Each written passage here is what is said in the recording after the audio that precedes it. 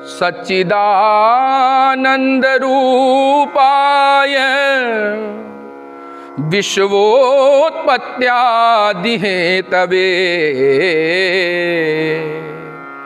तापत्रय विनाशाय श्रीकृष्णाय वयं नुमः।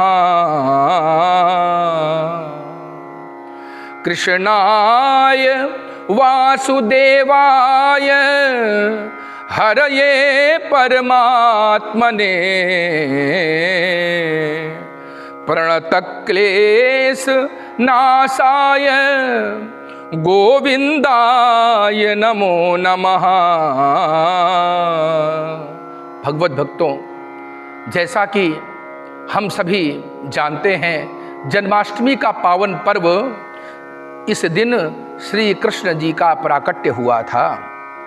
भगवान श्री कृष्ण स्वयं अपने आप में 16 कलाओं से परिपूर्ण हैं। अन्ये तु चांसावताराः कृष्णस्तु भगवान स्वयं। इन्होंने बड़े बड़े चमत्कार किए। अगर एक तरफ इन्होंने मक्खन चुराया है तो दूसरी तरफ अर्जुन को गीता का उपदेश भी दिया है। आज इस पवित्र पावन पर्व में हम इन्हीं का वृत्तांत श्रवण करेंगे। भाद्रपद कृष्ण पक्ष की अष्टमी को भगवान श्री कृष्ण का प्राकट्य उत्सव मनाया जाता है और इसी दिन भगवान आए भी हैं। भगवान श्री राम मर्यादा पुरुषोत्तम हैं और श्री कृष्ण लीला पुरुषोत्तम हैं। भाद्रपद मास ने भगवान के चरणों में आग्रह किया कि हे प्रभु, प्रत्येक मास में कोई न कोई पर्व होते हैं, सभी पूजित हैं। मेरे महीने में बहुत कम त्यौहार पड़ते हैं और लोग मुझे एक तरह से त्याज्य ही समझते हैं, कोई शुभ कर्म नहीं होता, हरिशयन भी हो जाता है। प्रभु मैं क्या करूं? भगवान ने आश्वस्त किया कि मैं भाद्रपद मास में ही आऊंगा। दोनों पक्षों में कृष्ण पक्ष भगवान से कहता है कि हे प्रभु, हर व्यक्ति शुक्ल पक्ष को ही शुभ मानता है, कृष्ण पक्ष को कोई नहीं मानता। भगवान ने कहा चिंता न करो, मैं कृष्ण पक्ष में ही आऊंगा। तो भगवान श्री हरि सबकी प्रार्थना स्वीकार करते हैं। श्री राम जी दिन में आए तो श्री कृष्ण भगवान रात्रि में आए हैं। ऐसा है भगवान का सुंदर स्वरूप। और भगवान श्री कृष्ण का जो ये पर्व मनाते हैं, इसके 1 या 2 दिन पहले ललही छठ हल षष्ठी भी मनाई जाती है। हल षष्ठी जिसमें बलभद्र भगवान का जन्म हुआ। बलभद्र भगवान जो कि छोटे बन के आए थे रामावतार में, लक्ष्मण जी कुछ करना चाहते थे, राम जी मना कर देते थे। इस बार इन्होंने प्रभु से आग्रह किया कि मैं आपसे बड़ा भाई बन करके आऊँगा। भगवान ने उनकी प्रार्थना को स्वीकार किया, इसलिए शेषावतार लक्ष्मण ही बलभद्र के रूप में आए हैं। कहीं कंस इनको कोई क्षति ना पहुंचाए, इसलिए भगवान ने अपनी योग माया से कह दिया कि इनके गर्भ का संकर्षण करके आप रोहिणी के गर्भ में स्थापित कर दो। तब से इनका नाम संकर्षण देव भी पड़ा। तो जन्माष्टमी जिस दिन पड़ती है, उस दिन जो लोग भी हरि नाम लेते हैं, जन्माष्टमी का व्रत करते हैं, उनके जन्म जन्मांतरों के समस्त पाप जो है नष्ट हो जाते हैं। भगवान के जो आने का समय है वह अत्यंत ही शुभदायी है। कालः परम शोभनः। श्रीमद् भागवत महापुराण में लिखा है कि भगवान के आने का जब समय हुआ है तो काल भी अत्यंत सुहावना हो गया। तो ऋषि मुनियों ने प्रश्न किया कि काल तो सबको बुरा लगता है, लोग कहते भैया काल आ गया है इसका, फिर काल आज सुहावना कैसे हो गया? तो उत्तर आया, काल तो सबको अपना ग्रास बना लेता है, सभी लोग उसको दोष देते हैं। काल आज इसलिए प्रसन्न है कि कोई कालों का भी महाकाल आ रहा है। आज वे प्रभु आ रहे हैं जिनको कि मैं नष्ट नहीं कर पाऊंगा, इसलिए काल आज बहुत प्रसन्न है। दिशाएं प्रसन्न हैं, पृथ्वी प्रसन्न है कि मेरे स्वामी आ रहे हैं। जल अग्नि इसलिए प्रसन्न है कि भगवान ने अग्नि को मुख में लेकर के उसको शुद्ध किया है। भगवान श्री कृष्ण का प्राकट्य कहाँ हुआ है? कारागार में हुआ है। आज लोग थोड़ी थोड़ी बातों को लेकर के परेशान हो जाते हैं, जरा सी कुछ ऊंच नीच हो जाती है तुरंत भगवान को दोष देते हैं। आप देखिए भगवान श्री कृष्ण ने किन कठिनाइयों में, किन मुश्किलों में जन्म लिया और कैसे कैसे कष्ट उन्होंने झेले हैं। भगवान जब कारागार में जन्म लेने वाले थे उस समय ब्रह्मादिक शंकरादिक देवता वहां पहुंच करके भगवान की स्तुति करते हैं। सत्यव्रतम सत्यपरम त्रिसत्यम, हे प्रभु आप तो सत्य स्वरूप हैं, आप निश्चित रूप से तीनों गुणों से रहित हैं। हे प्रभु शीघ्राति शीघ्र जन्म लेकर के पापी दुरात्मा कंस को नष्ट कर डालिए। और भगवान ने वचन भी दिया था, यदा यदा हि धर्मस्य ग्लानिर्भवति भारत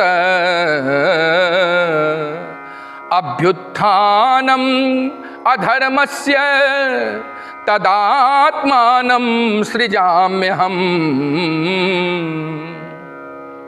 परित्राणाय साधूनां विनाशाय च दुष्कृतां